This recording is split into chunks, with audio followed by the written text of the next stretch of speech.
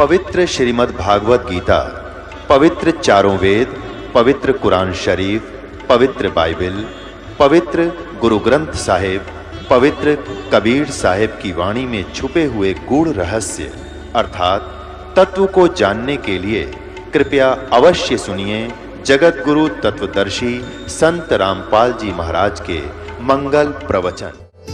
अब वो ब्राह्मण कुल में जन्मे थे और ब्राह्मण काशी के तो तकरीबन उनका व्यवसाय यही था, रोजी रोटी बनाना, दुनिया को बहकाना, जंतर मंतर बताना, श्राद्ध निकलवाना, पिंड भरवाना, अटपट करना।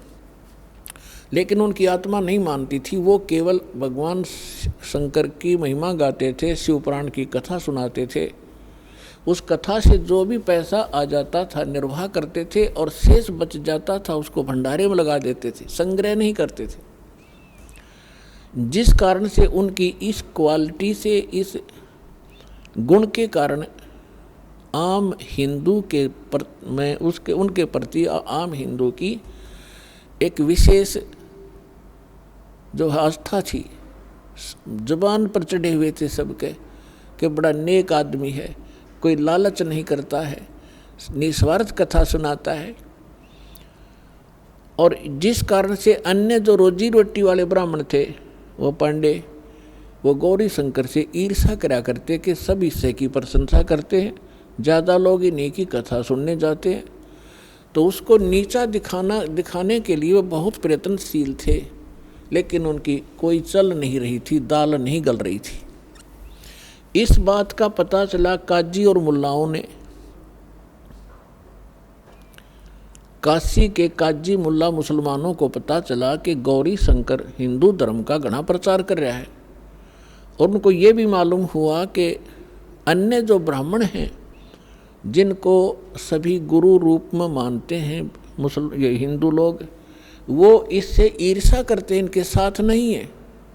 जिस कारण से उन दोनों को, गौरी शंकर और सरस्वती को, वो निसंतान थे, उनका बालक बच्चा नहीं था कोई भी, उनको जबरदस्ती मुसलमान बना दिया।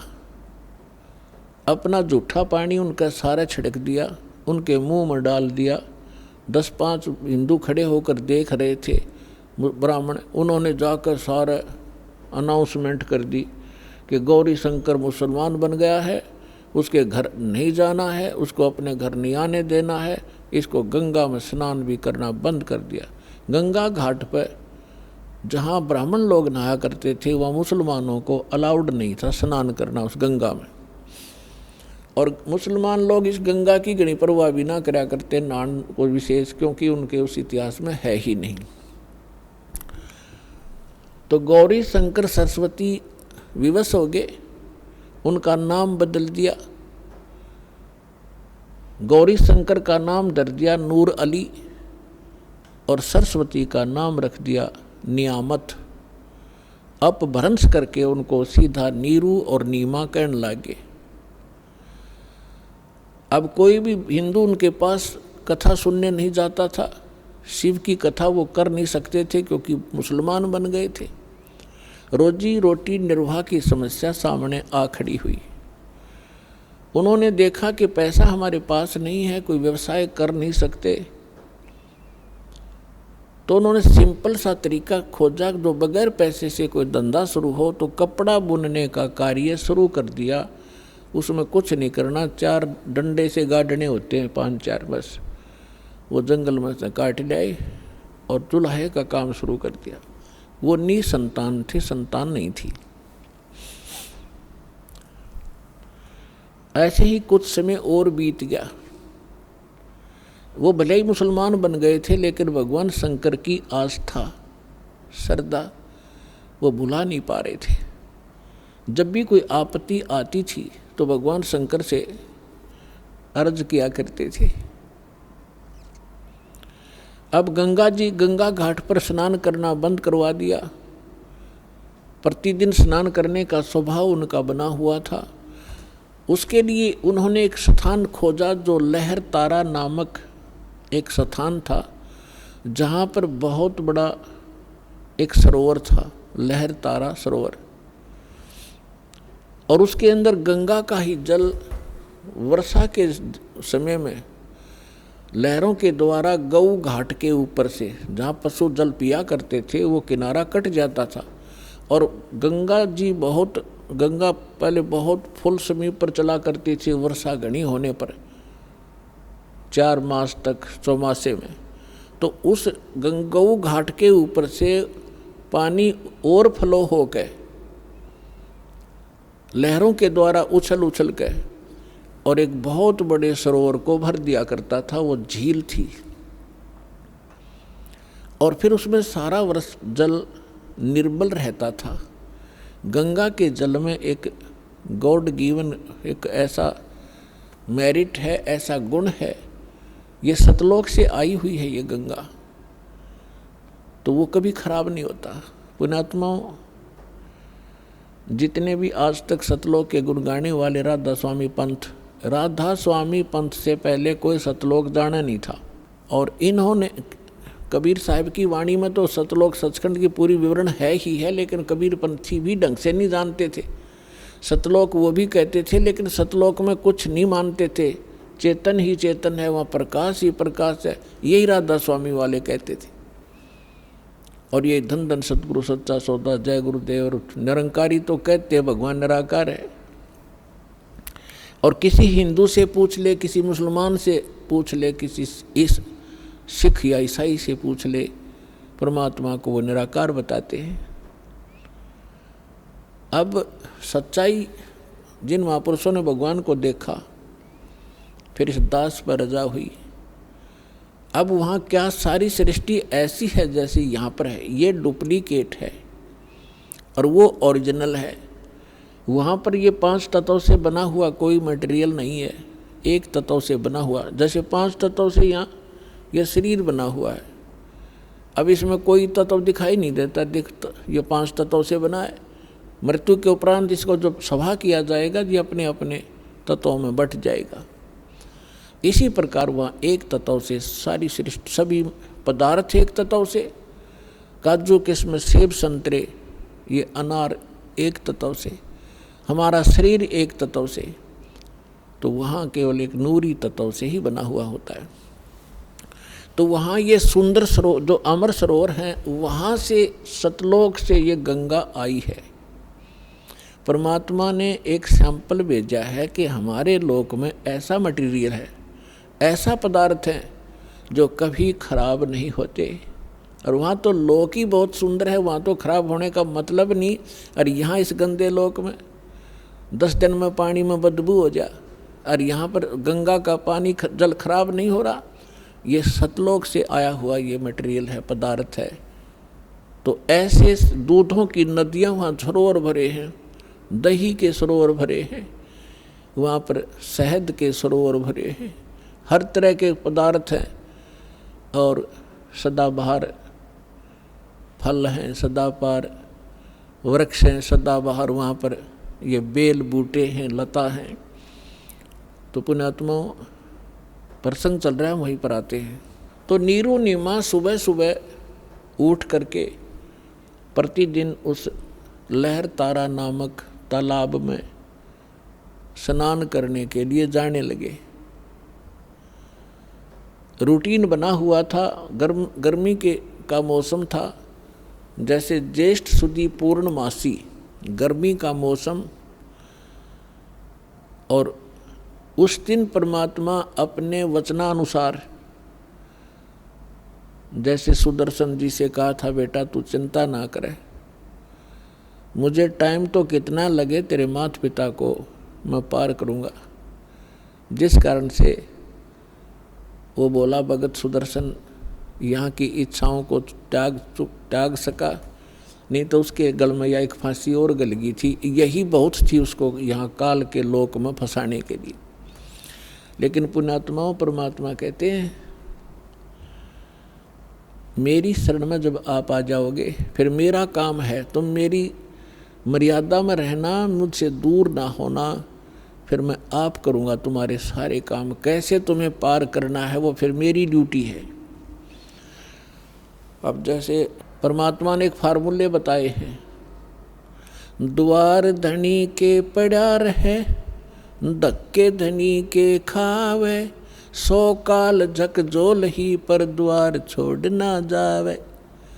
एक तरीका बताया है कि द्वार धनी के पड़ा रहे और धक्के धनी के खावे, यानी अपने सच्चे दरबार में, अपने सतगुरु के पास यहाँ आता रहे, चाहे कुछ भी आपको लोग कहें और कोई छोटी मोटा ऐसा कोई दुख भी आप पर आ जावे, उसमें अपनी हिम्मत नहीं आ रहे और भगवान से दूर मत होना।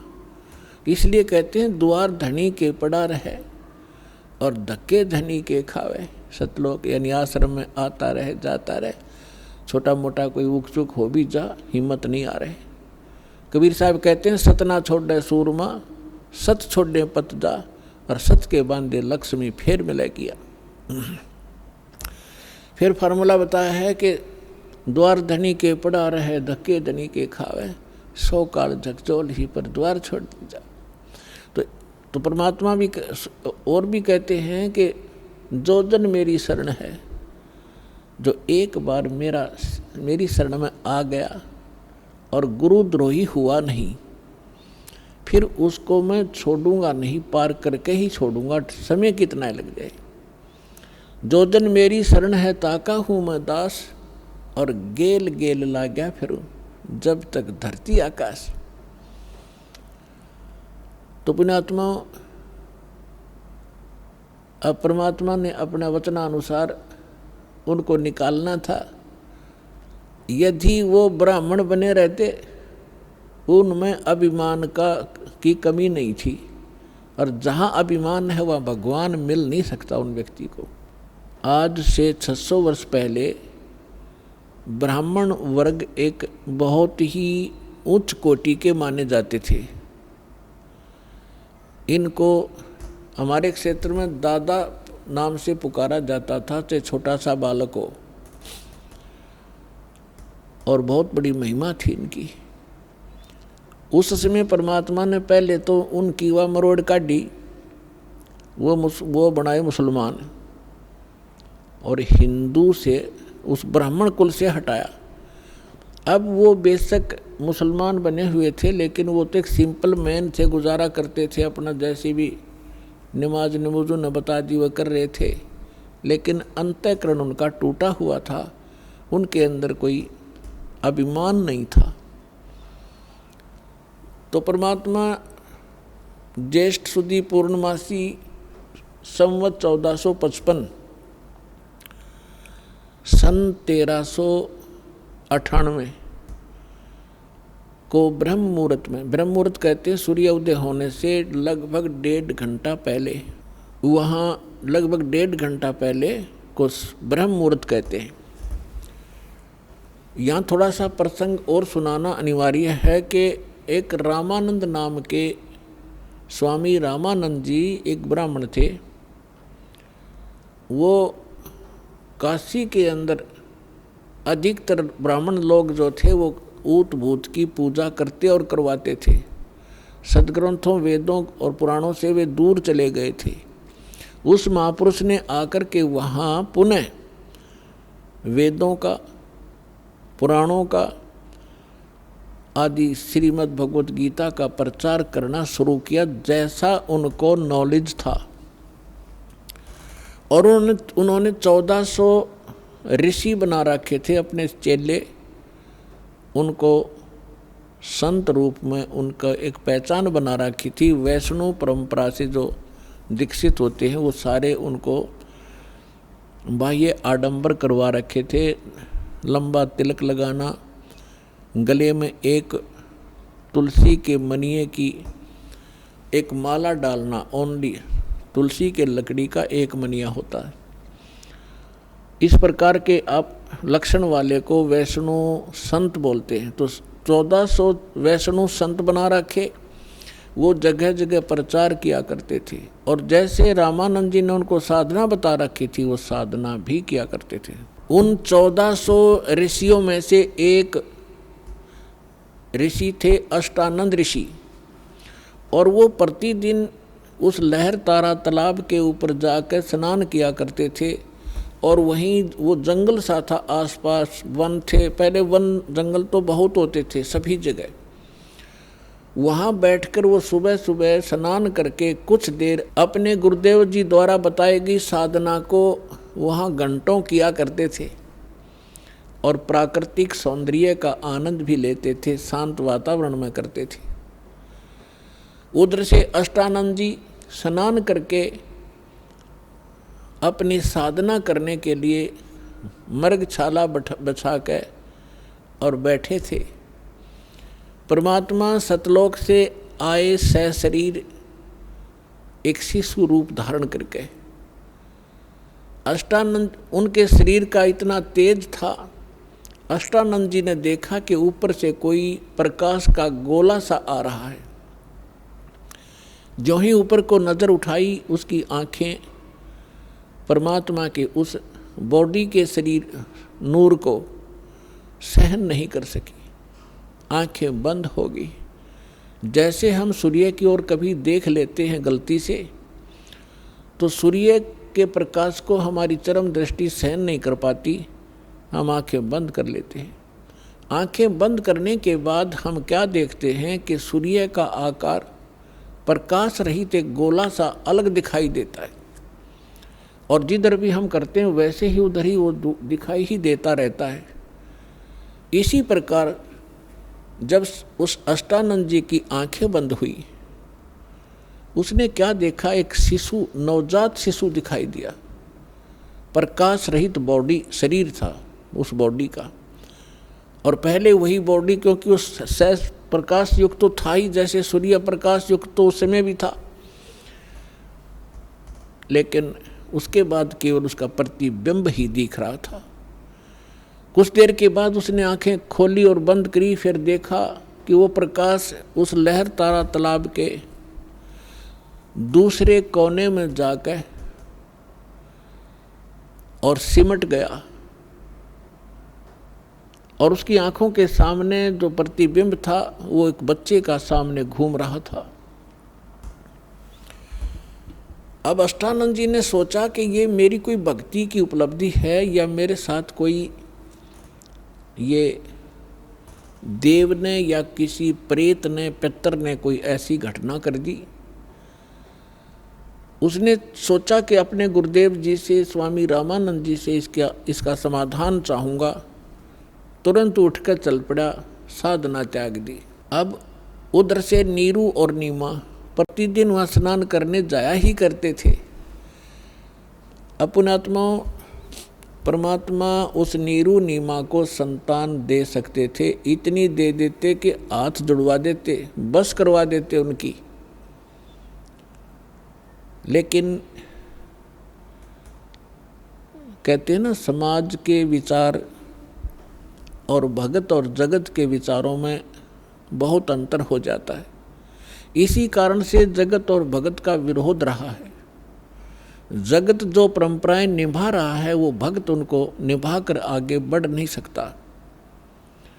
भगत के विचार शास्त्र अनुकूल होते हैं, जगत के विचार अपनी परंपराओं पर आधारित ही रहते हैं। अब यहाँ समाज तो ये कहता है, पहले तो बहुत बुरा हाल था, जिसका कोई पुत्र ना हो, संतान ना हो, तो ऐसी धारणा बन रखी थी हमारे अंदर कि सुबह सुबह उसके दर्शन भी नहीं करने चाहिए, वो मनहूस व्यक्ति हैं। ये तो हैं जगत के विचार। और हमारे सूक्ष्म वेद में परमात्मा का दिया ज्ञान वो क्या कहता है कि जिनका संतान नहीं है वो बहुत ही खुशकिस्मत वाले व्यक्ति हैं। अब यहाँ बात बिगड़ती है कि ये क्या मतलब होया भाई, जिसका संतान नहीं है वो गणे अच्छी किस्मत वाले हैं, और जिनका संतान है वह माड़ी किस्मत वाले हैं। ये 100 की 100 सत्य है। लेकिन जो भक्ति नहीं करते वो चाहे संतान वाले हों और चाहे बिना संतान वाले हों, दोनों ही कर्महीन हैं। और जो शास्त्र अनुकूल भक्ति त्याग कर मनमाना आचरण भक्ति भी कर रहे हैं तो भी यूजलेस है, वो भी कर्महीन है। शास्त्र अनुकूल साधना परम संत से प्राप्त करके फिर चाहे संतान वाले हों और चाहे ना संतान वाले हो, दोनों ही खुशकिस्मत हैं। अपने आत्माओं इस अध्यात्म ज्ञान को अच्छी तरह समझना। अब संतान वाले, बिना संतान वाले क्यों खुशकिस्मत हैं? पुण्यात्माओं, हमारा उद्देश्य, परमात्मा का उद्देश्य आपको इस गंदी दलदल से निकालना है। और आपने जो ज्ञान सुना है, जो परंपरा और जो विचार सुने हैं, वो इस दलदल में फंसे रहने के ही सुने हैं और उन्हीं को आप फाइनल और सत्य मान बैठे हो। एक बार सुखदेव ऋषि जी 12 वर्ष तक अपनी माँ के गर्भ में रहे। वो बाहर नहीं आए क्योंकि गर्भ के अंदर बच्चे को अपने पूर्व जन्म के संकट और आने वाले इस जन्म में जो लिखे हुए हैं वो सारे याद रहते हैं कि के दुख आएंगे तेरे ऊपर बाहर जाते ही। जिस कारण से उसने गर्भ से बाहर नहीं आया, वो 12 वर्ष के बाद ब्रह्मा विष्णु महेश तीनों ने आकर उससे कहा, सुखदेव तू बाहर आ जा, ये परंपरा खराब मत कर। तब उसने कहा था कि आप के अंदर से निकल रहे ये तीनों गुण या त्रिगुणमयी माया बाहर आते ही अचेत कर देती है, शुद्ध बुद्ध भला देती है। आप अपनी माया को रोको। अब इन्होंने कहा कि देखो, इस माया को रोकना हमारे बस की बात नहीं है। ये तो हमारे अंदर गुण भर दिए भगवान ने, लेकिन हम कुछ क्षण के लिए सांस घोट सकते हैं, नहीं तो हमारा शरीर फट जाएगा। ये इतनी देर तक, बस इतनी देर, फ्रिक्शन ऑफ सेकंड हम इसको रोक सकते। तब सुखदेव जी ने कहा आप इतनी देर रोक दो। कहते तीनों देवा थम भी माया, उदर गर्भ से बाहर आया। अब क्या बताते हैं, सुखदे सुख में उपजे राई सिंह समोय, नौ नाथ और सिद्ध 84 संग उपजे थे दोय। अब हम और प्रकरण ना बढ़ा करके आपको जो उद्देश्य है उसको सुनाते। पुण्यात्माओं, सत्संग ध्यानतः सुना करो। आप कोई 2000 किलोमीटर से आ रहा है, कोई 1500 किलोमीटर से, कोई 800 किलोमीटर से, कोई 500 से, कोई 400 से, और यहाँ आकर भी आपकी अटपट खटपट नहीं मिटती, फिर आने का फायदा क्या हुआ? अरे 2-2.5 घंटे हम फिल्म देखा करते पहला, जब इस मार्ग पर ना लगे थे। एतवार के अंदर क्या स्कीम बनाया करते कि VCR लाओगे किराए पर, 100 रुपये लगेंगे और 3 फिल्म लाओगे 3-3 घंटे की हैं, और शाम में चला देते 7 बजे। सारी रात आँख पानी बैठे रहते, ना नींद आती, ना उठ कर जानने जी करता, 9-9 घंटे। और वो जब बैठे रहते, अरे भगवान का अमृत बरस है, 5 मिनट में इधर उधर भागना शुरू कर दे। वो काहे के भक्त हैं? ठीक है किसी कोई, क्योंकि यहाँ रोगी ज़्यादा आते हैं, दुखी बहुत है। आज कोई सुखी नहीं है संसार में, वैसे तो पहले भी नहीं था, पर ईब तो कर टूट रहा सब के ऊपर। तो यहाँ प्रधानमंत्री बना बैठा और कोई न कोई बीमारी लिए फिर रहा, वो भी तो किसी ना किसी रोग से वो ग्रस्त है और भयंकर रोग है उसके। ठीक है, उसका ट्रीटमेंट करने वाले साथ साथ रहते, इसलिए वो थोड़ा घिसट रहा है। तो कहने का भाव ये है, वो बात अलग है, कोई बीमार है वो जाओ, बाथरूम भी जाना पड़ सकता है उसको, और कोई जड़ी बूटी लेने भी जाना पड़ सकता है, लेकिन ज़्यादातर ध्यान दो सत्संग सुनने में। अब हमने आप यहाँ पर परमात्मा प्राप्ति के लिए ही इस उद्देश्य को लेकर आए। हाँ, जो प्रसंग चल रहा है कि सुखदेव जो था वो बाहर आया, बाहर उसको आने से उस माया का प्रभाव नहीं बना और उसको अपने भविष्य की याद बनी रही और पिछला इतिहास याद रहा। जब वो 12 वर्ष की उम्र का माँ के गर्भ से निकला, माँ के गर्भ से निकला जब तो छोटा था, बाहर निकलते ही वो एकदम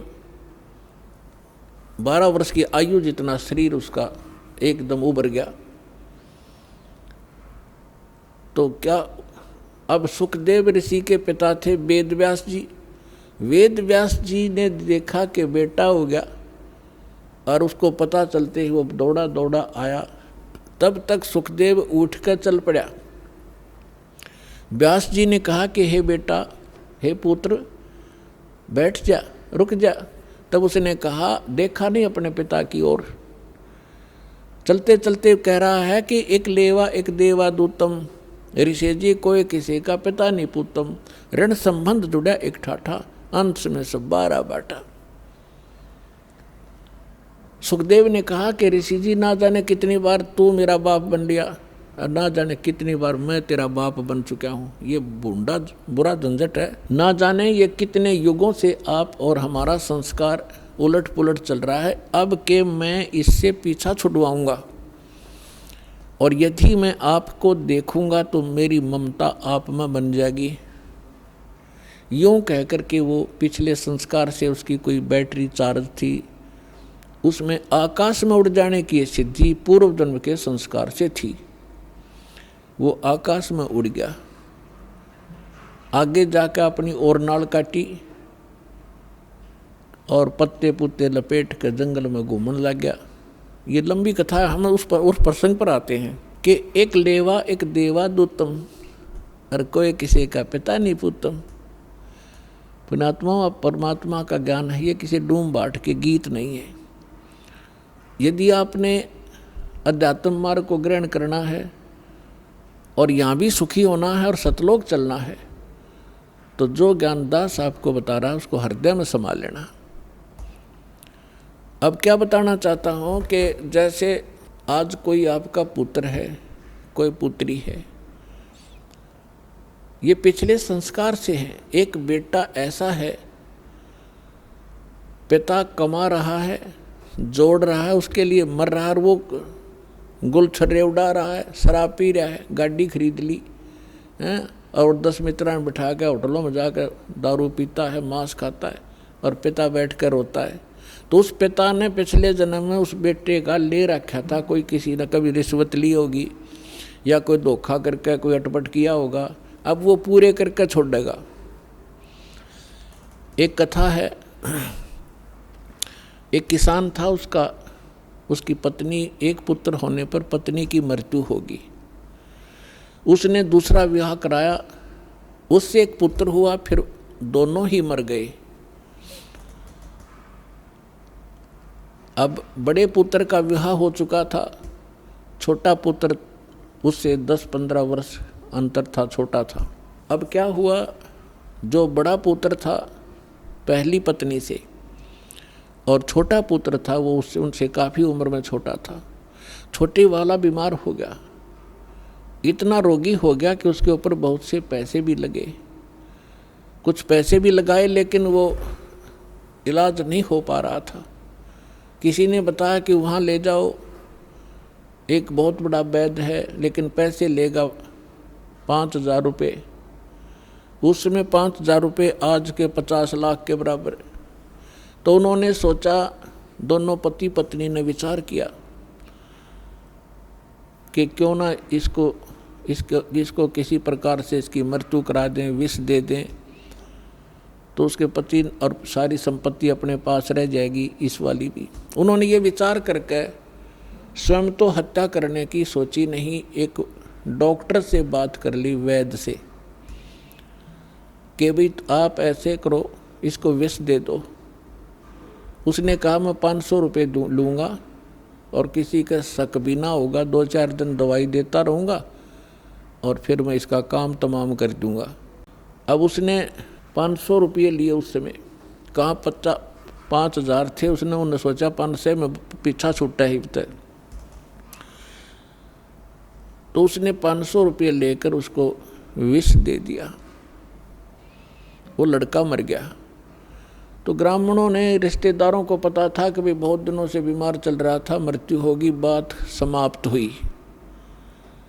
और वो दोनों पति पत्नी, खुशी का ठिकाना नहीं, बड़े भाई का और उसका भाभी का। 1 वर्ष के बाद उनका एक पुत्र प्राप्ति हुई और गुणा खुश हो गए कि सारी संपत्ति के वारिस बन गए।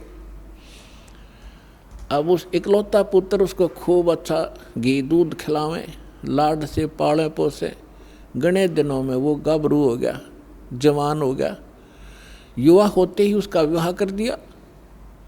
विवाह होने के उपरांत कुछ समय के बाद वो लड़का रोगी हो गया। अब पहले तो भाई था, उस पर पैसे लगाना अनिवार्य नहीं समझा। अब पुत्र बीमार हो गया, उसको ना जाने कहाँ कहाँ ले गए, जिसने जो मांगा वही दिया। यहाँ तक कि आधी जमीन को भी सेल करना पड़ गया, वह भी बेच दी। लेकिन लड़के का जो स्वास्थ्य गिरता ही चला गया और अस्थि पंजर की तरह चारपाई पर पड़ा पड़ा अंतिम सांस गिने। उसका पिताजी साथ बैठा था। उस लड़के ने कहा कि भाई साहब, अपने पिता से बोला, भाई साहब मेरे कफन और लकड़ी की तैयारी कर। अब उस व्यक्ति ने सोचा बच्चा ज़्यादा रोगी हो गया और एक ही बैक की बात कर रहा है। उसने कहा बेटा मैं तेरा बाप हूँ, मैं तेरा पिता हूँ। वो बोला, लड़का बोला तू मेरा पिता नहीं, तू मेरा भाई है। और सुन, मैं तेरा वो भाई हूँ जिसको तूने विष दे कर मारा था, और भले पुरुष मेरा हिसाब बराबर हो लिया, आधी ज़मीन तूने बेच दी मेरे इलाज पे। अब मेरा तेरा लकड़ी और कफन का हिसाब बैलेंस है, वो तैयारी कर ले बस चुपचाप। अब वो हक्का बक्का रह गया, उसने अपने किए कर्म की याद सारी आ गई। तो उस व्यक्ति ने कहा कि भाई साहब एक बात बता, ठीक है मैंने जैसा जुल्म किया, क्योंकि तो इकलौता पुत्र, आगे संतान नहीं, मेरा तो कुल नाश भी हो गया।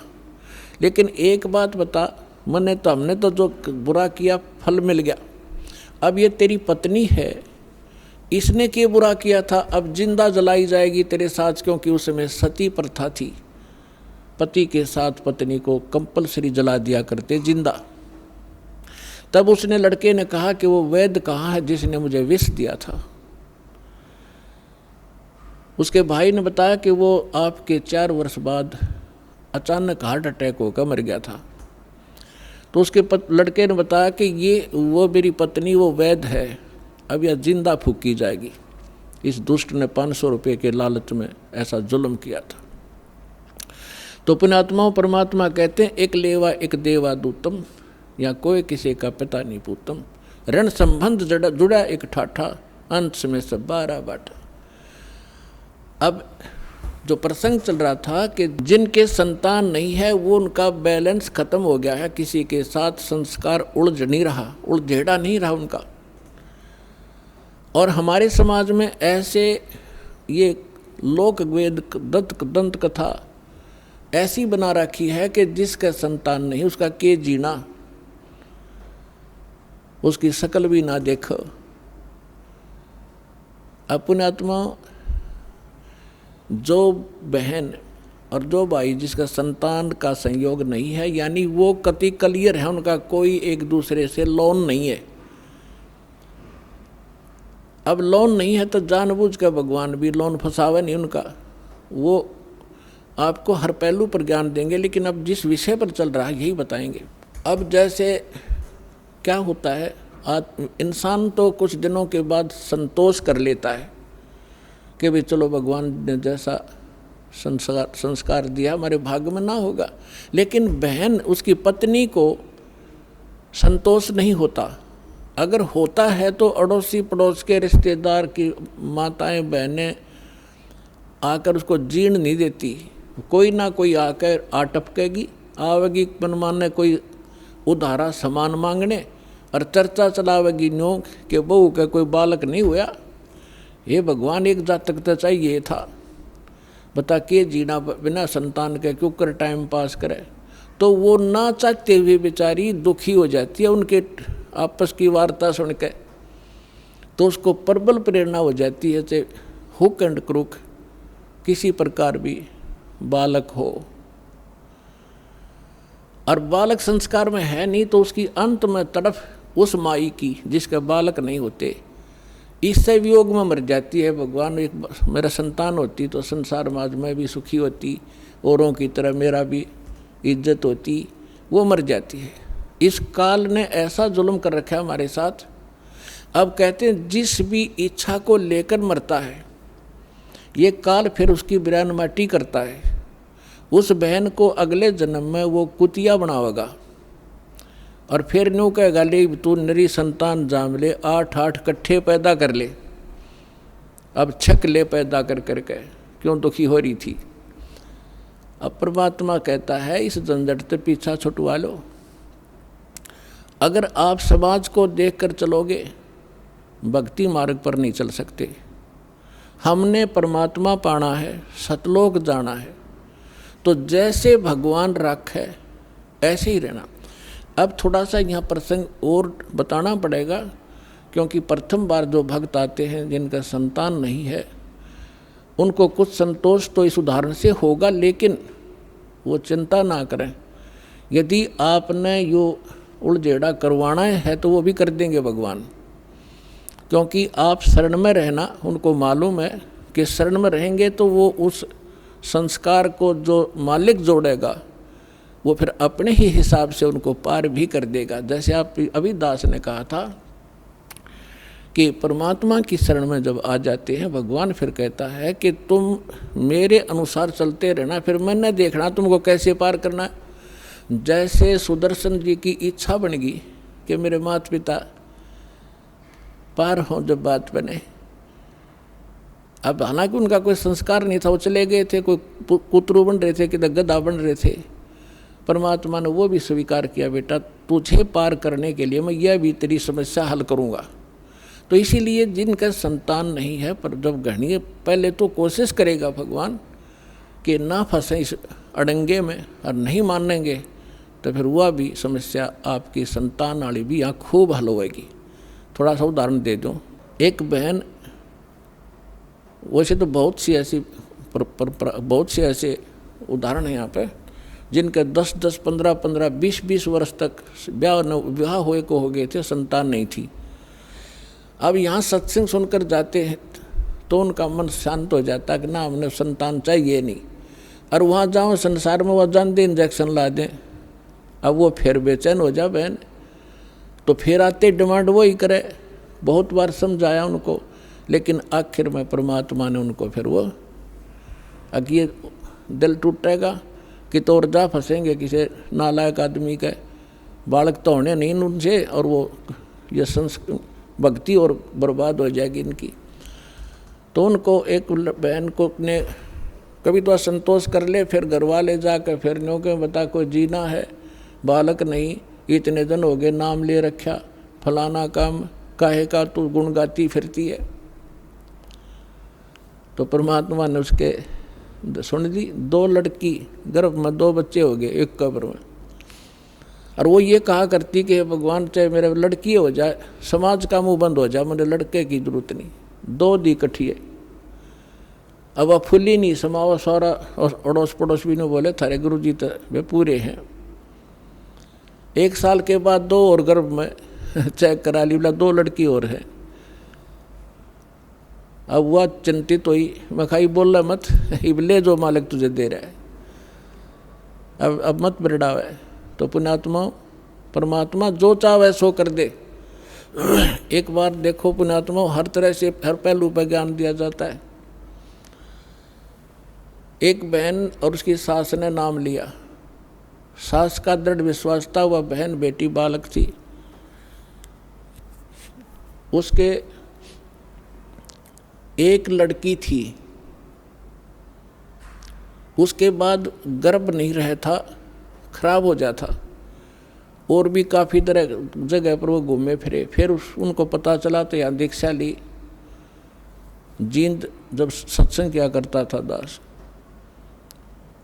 तो परमात्मा ने दया की, उनका गर्भ रहा लड़की के, और जो जिस समय में पहले गिरता था उससे आगे बढ़ गया, 2 महीने और निकल गए।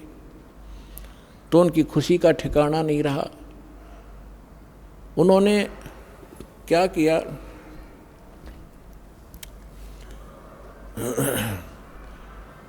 जब हमारी थोड़ी सी संगत थी, ज़्यादा नहीं थी, थोड़ी संगत थी, तो किसी दूसरे उनके पड़ोस में एक और भक्त था, उसने प्रार्थना की कि आज गुरुजी हमारे यहाँ भोजन करने की दया करो। हमने कहा ठीक है बेटा बना लो। हम 5-7 भगत मेरे साथ उनके खाना खाने गए शाम को। उधर से वो भी आगे पड़ोसी थे उनकी मदद कराने के लिए, भोजन बनवाने के लिए। हमें नहीं पता वहाँ क्या घटना घटी। हम खाना खा कर आ गए। वापस आने के बाद सुबह रात को फ़ोन आया उसकी सास का कि गुरुजी से कहियो मेरी पुत्र वधू का गर्भपात हो गया और बहुत बुरी तरह रो रही है। और वहीं हो गया जब आपकी सेवा कर रहे थे, उन्हीं के दूसरे के घर में। सारे बाथरूम में ब्लड हो गया। वो तो रो रो के सारी रात उसने तो आंखें सुजा ली। मैंने उसको फ़ोन बताया, माँ बेटी यहाँ आ, तेरी सास ने उसको कहा यहाँ भेजो। उसकी सास आ गई। उसको समझाया बेटा भगवान जो करे वो गलत नहीं करता। वो बोले जी मन ने तो विश्वास है पर वह बालक ना मानती। ठीक है माँ कोई बात नहीं, जो हो गया सो हो गया, क्या बात, परमात्मा जो करता सही करता है। अब अगला दिन फिर ऐसे ही उसका रोते रोते गुजर गया। उसकी सास ने फिर प्रार्थना कीजिए आज कल हमारे भोजन करने आओ। हम बोले भाई चलो चलते हैं, चले गए। वह लड़की बुरी तरह रोए। मैं बोला बेटा परमात्मा जो करता सही करता है, विश्वास कर, ये कोई बड़ी बात है और दे देगा साल भर में तने शांति रख। पर वह नहीं मान रही थी, दुखी थी। कोई बात, हम आगे खाना खुना खा कर चल भाई ठीक है। जो हम ज्ञान दे सकते हैं परमात्मा का हम उतना ही दे सकते हैं, बाकी बालक का नहीं समझ में आती। फिर क्या हुआ, उसकी सास ने सोचा भाई गर्भपात हो गया और इसमें कोई कतरा ना रह जा गर्भदान बच्चा दानी में, फिर दिक्कत कर दे, अल्लाह दिखा कर आती हूँ डॉक्टरनी को। अगले दिन वो एक पड़ोस में अच्छी प्रसिद्ध डॉक्टरनी थी, उसके पास गए। उसने अल्ट्रासाउंड किया और वो कहने लगी कौन का बालक गर्भपात हो गया, न्यू का न्यू गर्भ है इसके, ओके ऑल इन रिस्पेक्ट। अब उनकी खुशी का ठिकाना नहीं। फिर फोन आया, ओए होए। अब उनका फिर फोन आया उसकी सास का, जी कमाल कर दिया, भक्ता ने बताया जी ऐसे ऐसे वो सास न्यू कह रही है, वो गर्भ को नहीं खराब हुआ उसका, वो न्यू का न्यू पा गया, चेक करा का आए हैं।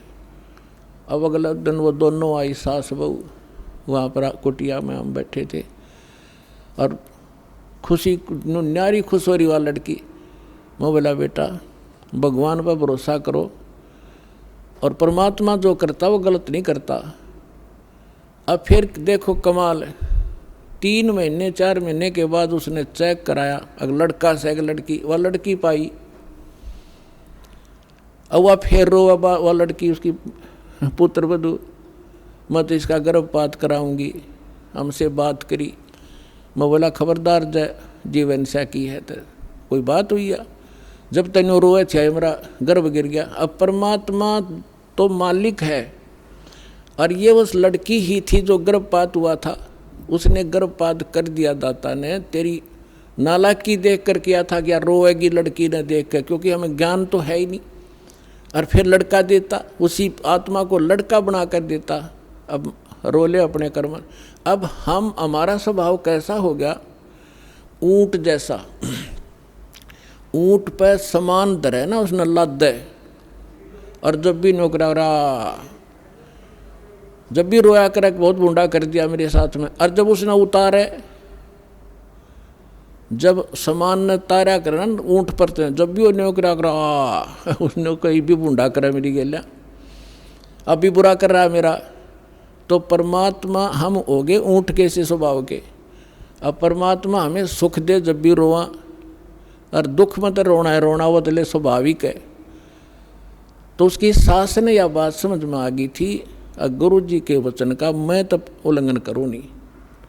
और इस लड़की ने पूरी कर, वो उसकी सास यानी उसका ससुर ठीक सी पोस्ट पर नौकरी करता था। तो उसकी सास ने कहा कि इस लड़की का सारा खर्चा मैं दूंगी, तो निश्चिंत रहे, और इसने ब्याह होगी और सारा खर्चा हम देंगे, तो बकवास नहीं करेगी, इसका हम गर्भपात नहीं करेंगे। वो लड़की होगी दूसरी, और जब भगवान के हाथ में वो तो उसके बच्चे हैं, उसकी ये मिट्टी उसी की बनाई हुई है। अब लड़का देते तो उसको उस संस्कार टाले था लड़की वाला, लेकर के मांग लिया रो रो के, और फिर रो रही है। फिर अगले बार उसको लड़का दिया। आज भी वो लड़की और उसके साथ सत्संग में आते हैं। अब कहने का भाव ये है पुण्यात्माओं कि भगवान जो करे तुम बीच में टांग ना डाया करो। अब डॉक्टर है ऑपरेशन में थिएटर में ले गया, अब आप यहाँ परमेश्वर के ऑपरेशन थिएटर में आ गए और यहाँ ऑपरेशन थिएटर में मरीज अपनी चलावे तो केस बिगाड़ेगा, वो होने नहीं दे उसको जो डॉक्टर चाहता है। ऐसे ही एक बहन के एक लड़की हो के और फिर वो 27 वर्ष तक, वह लड़की 27 वर्ष की होगी, उसके ब्याह भी कर दिया, उसके भी बालक हो रहे लड़का लड़की, और उसकी फिर भी तमन्ना एक बालक था एक लड़का तो ये जाता, वह 56 साल की हो रही बुढ़िया, और यह तमन्ना रखे 56 साल की उम्र में मालिक ने फिर छोरा दे दिया उसका लड़का। अब लड़का 5 साल का हुआ मर गई, ये भी सर पर धर ले, लड़का कौन पालेगा। तो हम ऑपरेशन के अंदर हम अपनी गड़बड़ करवाते हैं तो वो बिगड़ जाता है केस। फिर भी दास ने आपको हर पहलू पर बता दिया, जोन सी समझ में आओ वाह कर लियो और वाह पूरी कर देंगे भगवान।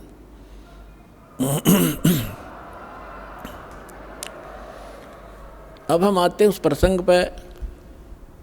अब जैसे आपने कल इंटरव्यू सुना था एक भगत का, 14 वर्ष हो गए थे उनके ब्याह में, कोई बालक नहीं था और सारी पूजाएं करते थे। अब फिर परमात्मा की शरण ली तो 2 लड़की हुई, नो ऑब्जेक्शन, उन्होंने कोई परवाह नहीं की, बस लड़की हो चाहे लड़का, ज्ञान समझ में आ गया, भगवान जो दे उससे हर स्वीकार, और तीसरा फिर लड़का भी दे दिया।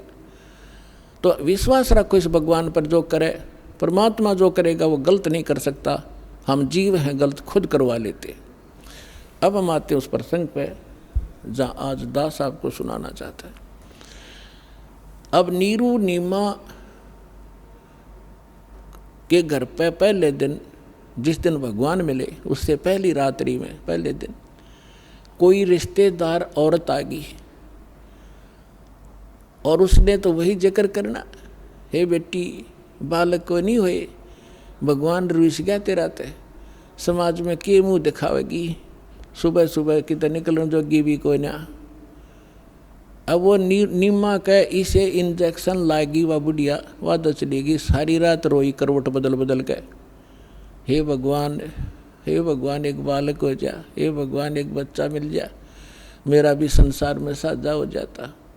तो सुबह उठ कर स्नान का समय हो गया, नीरू ने कहा कि चलते हैं स्नान करने। वह रास्ते में भी रोती हुई आ रही थी कि हे भगवान शिव जी, बेसिक वो मुसलमान बन गए थे लेकिन आस्था उनकी अपने भगवान शिव में ही थी। हे भगवान शंकर, आपके घर में के लालों की कमी है, मुझ पापन को भी एक बच्चा दे देते, मेरा भी समाज में साझा हो जाता, हिस्सा बन जाता, मैं भी सीना ऊपर ने मुँह करके जी लेती। इस तरह कह कर बुरी तरह फूट फूट कर रोने लगी। अब नीरू कहने लगा भगतनी, हे भगतमती,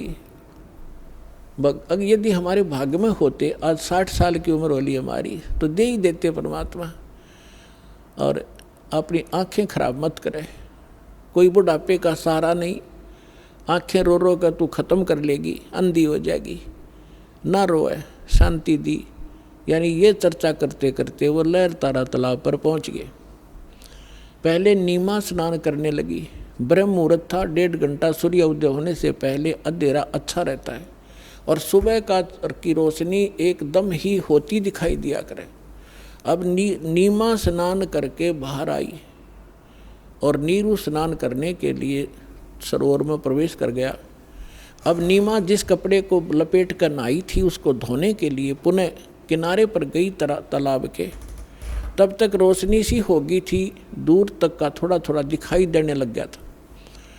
अब नीमा ने क्या देखा कि एक कमल के फूल के ऊपर कोई वस्तु हिल रही है, जैसे परमात्मा पैर हिला रहे थे कमल के फूल पर विराजमान होकर के नवजात शिशु के रूप में। तो उधर से नीमा ने देखा कि ये क्या चीज़ हल रही है। उसने सोचा कोई सर्प ना हो और मेरे पति ने डस ले, और ध्यान से देखा तो क्या देखा, कमल के फूल पर एक बालक विराजमान है। अब नीमा ने अपने पति से कहा, वो तो मलमल कर नहा रहा था, इतने पानी में बढ़ के ऐसे कोते मार रहा था, कभी हाथों से। तो उसने कहा कि देखियो जी, कमल के फूल पर बच्चा है, छोटा सा बालक है, बच्चा है, छोटा सा बच्चा है। अब नीरू ने कहा कि तू मेंटल होगी, तेने अब जल में भी बालक दिखाई देने लगे, नीमा कुछ संतोष कर, मत पागल होए। तो उसने कहा कि देख सचमुच ये बालक, देखो बालक देखिए रहा। अब उसने वो एक विशेष कसक देखी, उसका जिधर संकेत कर रही थी नजर की, तो सचमुच एक कमल के फूल पर एक नवजात शिशु बालक लेटा हुआ। हाय हाय, बोलो सतगुरुदेव।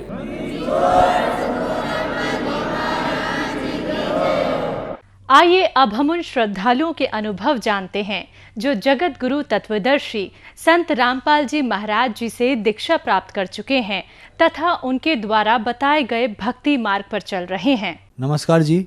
नमस्ते जी। क्या नाम है जी आपका? सिलिया दासी। कहाँ से हैं जी आप? सुंदरगढ़ जिला उड़ीसा से हूँ। संत रामपाल जी महाराज से नाम दीक्षा आपने कब ली? अप्रैल 6, 2018 को बंदी छोड़ सदगुरु रामपाल जी महाराज के शरण में आए हैं। संत रामपाल जी महाराज से नाम दीक्षा लेने से पहले आप क्या भक्ति साधनाएं करती थी? शिव जी को, दुर्गा जी को पूजा करती थी सर। तो फिर क्या कारण बना कि आप संत रामपाल जी महाराज की शरण में आई? शिव जी को, दुर्गा जी को और अन्य देवी देवता को मानते भी मैं बहुत दुखी हो गई थी सर। ऐसा हुआ कि 2017 अप्रैल 20 तारीख को माँ की देहांत हो गई। आर्थिक स्थिति बहुत दुर्बल थी और शारीरिक स्थिति भी मेरा ठीक नहीं था और मम्मी चली गई तो मैं अत्यंत दुखी हो गई सर। तो धीरे धीरे मैं डिसाइड की कि सुसाइड कर लूँ। मेरा तो भगवान ही नहीं है, भगवान पर भरोसा उठ गया था मेरा। तो उसी समय बोली, इतना देवी देवता को मैं पुकार रही हूँ मेरे सहायता करने के लिए, पर क्यों नहीं मान रहे हैं ये? यदि प्रकृति में भगवान है तो क्यों नहीं मान रहे हैं मेरा बात? बोली तो सुसाइड करने के लिए डिसीजन ली। तब एक बार सोची, मेरा मन में सोच ली कि कहीं इन 33 कोटि देवी देवता से भी तो ऊपर का भगवान तो नहीं है। मैं सुसाइड करना भी एक तरफ से अपराध है, तो मैं मनमर्जी सुसाइड कर लूँगी तो मेरा गलती होगा, भगवान को क्या जवाब दूँगी। उसी समय मैं एक बार सोची कि इसके ऊपर के परमेश्वर को पुकार लूँ। तब मैं पुकार ली, हे भगवान मेरे को सहायता कीजिए, इसके ऊपर क्या और भी भगवान है क्या? परमेश्वर मुझे सहायता कीजिए, नहीं तो 3 दिन के अंदर मैं सुसाइड कर लूँगी। आपके ऊपर मेरा विश्वास नहीं उठ जाएगा और कभी भी विश्वास नहीं करूँगी, ऐसा बोली। तो उस दिन में वैसा पुकारी, रोई कमरे के अंदर।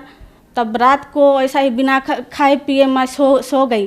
तो भगवान ने रात को सपने में, परमेश्वर में आए और मुझे अवगत कराए कि बेटा मैं जिंदा हूँ, मैं तुझे ढूंढ रहा हूँ, तू मुझे ढूंढ रही है, बोले। तो उसी समय मुझे मैंने थोड़ा विश्वास आया कि भगवान के ऊपर विश्वास आया। सुबह उठी, थोड़ा मुझे खुशी लगा कि जो भी हो आज मैं भगवान से बात की। तो उसका पीछे और मैं उसका पीछे फिर भी मैं, भगवान तो है, जहीं भी जाऊंगी तो मेरा स्थिति ठीक हो सकता है बोली। और मैं थोड़ा झाड़ फूक में थोड़ा विश्वास भी करती थी। मेरा आर्थिक स्थिति ठीक नहीं है था सर। तो वैसा और भी गई झाड़ फूक कराने, लेकिन ठीक नहीं हुई। तो फिर और पुकारी भगवान को, हे भगवान मैं तो कहाँ जाऊँ, किसके शरण में जाऊँ तो मेरा कल्याण हो सकता है? प्रभु बोलिए, परमेश्वर बोली। तो वो परमेश्वर फिर से मुझे सपना में अवगत कराए कि बेटा मैं देख ले और टीवी में जैसा दिखता है फोटो, ऐसा ही गुरुजी संत रामपाल जी महाराज के फोटो आए। मैं ऐसा रूप में दुनिया में आया हूँ, मुझे खोज के दिखा, बोले। तो सुबह उठी और मैं हंसी, मैं खोज के दिखाऊंगी आपको, ज़रूर दिखाऊंगी, बोली। तो सुबह उठी और कुछ काम में उलझन पड़ी थी, ऐसा काम करके तब 6-7 बजे उस दिन मैं सोची गुरुजी को, परमेश्वर को मैं जवाब दी हूँ कि मैं भगवान को या उनको ढूंढना है मुझे, बोली। और मैं एक बार सोच ली कि टीवी में तो गुरुजी सब प्रवचन देते हैं, वहीं ढूंढ लेती हूँ, कहीं चैनल में मिल जाएंगे वो, मेरा ऐसा सोच आया। तो रिमोट पकड़ी और टीवी में वो चैनल सब लगाते लगाते साधना चैनल लग गया। तो उसमें देखी कि वही जिन फोटो देखी थी परमेश्वर दिखाए थे, वही फोटो में वो गुरुजी संत रामपाल जी महाराज की फ़ोटो देखकर मैं चकित रह गई। हे भगवान, यही मेरा भगवान है बोल के मैं आश्चर्य हो गई। और मुझे तो जल्द ही जल्द इनके शरण में जाना है, तब मेरा कल्याण हो सकता है, नहीं तो मैं मर जाऊंगी। इतना मैंने मेरा जीवन दुखपूर्ण था, जो अगणित दुख था मेरा जीवन में। तो मैं साथ साथ उनके शरण में जाके कल्याण करना चाहती थी। प्रवचन चलते समय पीले पट्टी में जो नंबर आया था, उस नंबर में संपर्क की उस आश्रम को। तो वो लोग ही पास में नामदान केंद्र था रानी बांध राउरकेला में। राउरकेला से ये भगत जनों को बोले तो वो लोग पहुंचा दिए मेरे घर को। ज्ञान गंगा पुस्तक मंगाई थी, तो उस ज्ञान गंगा पुस्तक में इतना अमूल्य ज्ञान भी पढ़ा वो परमेश्वर का, तो मैं गदगद हो गई। तुरंत उनके शरण में जाने के लिए डिसीजन ली। मैं 6 अप्रैल 2018 को ओडिशा राउरकेला नामदान सेंटर से बंदी छोड़ सतगुरु रामपाल जी महाराज से नामदान ली। संत रामपाल जी महाराज से नाम दीक्षा लेने के बाद क्या आपको लाभ भी मिले? सर, आर्थिक लाभ, मानसिक लाभ, आध्यात्मिक लाभ सब कुछ मिले। सर, मेरा पेट में ट्यूमर था। मैं ओडिशा के राउरकेला में 1-2 डॉक्टरों को दिखाई कि वो सब बोले कि तेरा ऑपरेशन यहाँ हो नहीं सकता है, तुझे ये कटक बड़ा हॉस्पिटल नहीं तो भुवनेश्वर जाना पड़ेगा बोले। मेरा 3rd स्टेज का कैंसर था। यहाँ के पास के डॉक्टरों ने भुवनेश्वर कटक बड़ा मेडिकल को रिफ़र किया था। तो मैं उस समय गुरुजी को अर्जी लगाई, गुरुजी मुझे पास ही मेडिकल में मेरा ऑपरेशन सक्सेसफुल करा दीजिए बोली। तो गुरुजी आदेश दिए कि बेटा ऑपरेशन सक्सेसफुल होगा, डॉक्टरों की सलाह लीजिए बोले। तो मैं फिर डॉक्टरों को दिखाई तो वो बोले कि अल्ट्रासाउंड करके बोले सक्सेसफुल हो सकेगा बोले। और मेरा इसी तरफ से गुरुजी की दया से ऑपरेशन सक्सेसफुल हो गया। पहले मुझे नवरंगपुर दूर डिस्ट्रिक्ट में जॉब मिला था। उसके बाद गुरुजी को दंडवत प्रणाम करते समय अर्जी लगाती थी कि गुरुजी मुझे बहुत दिक्कत हो रही है, पास डिस्ट्रिक्ट में मुझे जॉब होने से अच्छा होता बोल के अर्जी लगाई। तो पास डिस्ट्रिक्ट वही 5 महीना के अंदर अपने ही जिला के अंदर मेरा जॉब हो गया। मैं एक हाई स्कूल गवर्नमेंट टीचर हूँ। संत रामपाल जी महाराज से नाम दीक्षा लेने के बाद आपको बहुत सारे लाभ प्राप्त हुए, तो संत रामपाल जी महाराज से नाम दीक्षा कैसे ली जा सकती है? सर, आने के चैनल चलते हैं टीवी पर, प्रवचन चलने के समय एक पीली पट्टी में नंबर आता है, उसी नंबर से संपर्क करने से गुरुजी से नाम दीक्षा ले सकते हैं। धन्यवाद जी। सत साहेब जी।